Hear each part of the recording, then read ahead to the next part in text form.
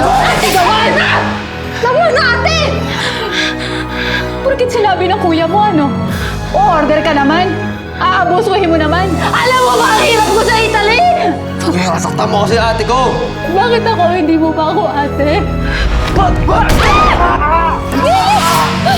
Sibat na! Ate, mahal na mahal kita. Huwag ka na magsalita, huwag ka na magsalita. Tulong!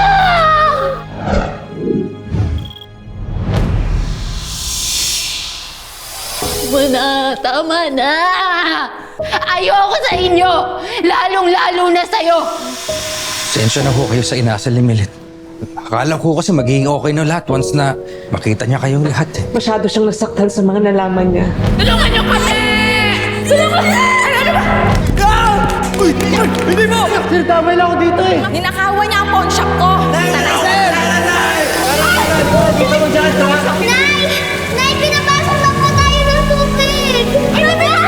Dami na po nangyari sa atin. Pinasok na yung bahay natin. Tuklap-tuklap na yung mga bubong natin. Ganyan pa rin siya katigas. Wala siyang puso eh.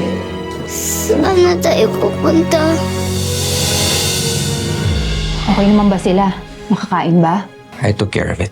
Gusto mo Ako po nito, crispy pata. Crispy pata. Tsaka nito, banana split. Banana split kasama. Order tayo. Split gusto ko. Wala tayong pera. Di ba sabi po ni Tito Daniel, order lang po tayo kahit anong gusto nating kainin? Pag tayo pinagalitan na, bahala ka dyan. Oo, sige.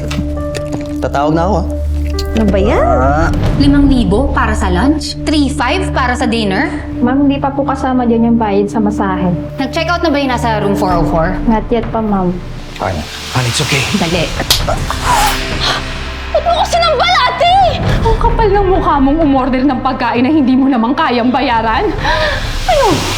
Ganyan ka talaga, ha? Nasanay kang gumastos ng pera ng iba? Ate, ako umorder, hindi si Ate Lia, kaya hindi mo siya kailangan saktan. Sabi ni Kuya Daniel! Hindi! Sabi ni Kuya Daniel, orderin ko ano gusto ko, kaya umorder ako, gutom kami! Pasensya ka na sa mga kapatid mo. At ikaw, ganito talaga ang mga tinuro mo sa kanila? Na sige lang, umabuso lang ng tao?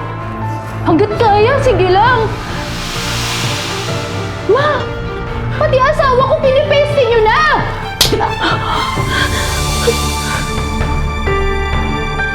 Sundan natin ang mga susunod na eksena sa ikalawang bahagi ng Christmas Special ng Tadhana.